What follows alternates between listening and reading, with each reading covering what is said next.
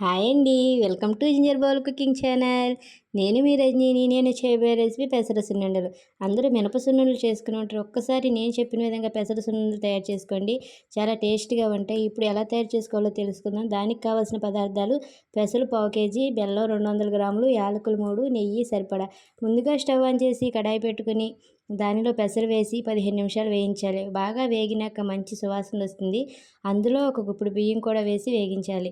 ముందుగా బియ్యం వేయకూడదు, ఎందుకంటే అవి త్వరగా మాడిపోతాయి. తర్వాత స్టవ్ ఆఫ్ చేసి చల్లార్చిన తర్వాత యాలకులు కూడా వేసి మిక్సీ పట్టుకోవాలి. తర్వాత దానిని జల్లించి బెల్లం కూడా మిక్సీ పట్టుకోవాలి. మిక్సీ పట్టిన బెల్లంను పిండిలో వేసి మొత్తం కలిసేటట్టు కలుపుకోవాలి. తర్వాత కొంచెం కొంచెం నెయ్యి వేసి ఉండలు వచ్చేంత వరకు వేసి ఉండలు చుట్టుకోవడమే. అంతే, టేస్టీ అండ్ హెల్దీ పెసర సున్నుండలు రెడీ అయిపోతాయి. ఇవి చాలా టేస్ట్గా ఉంటాయండి. తర్వాత హెల్త్కి కూడా చాలా మంచిది, చలవ చేస్తుంది. పిల్లలు పెద్దలు ఎవరికైనా ఇవ్వచ్చు. Please subscribe my channel. Thank you for watching.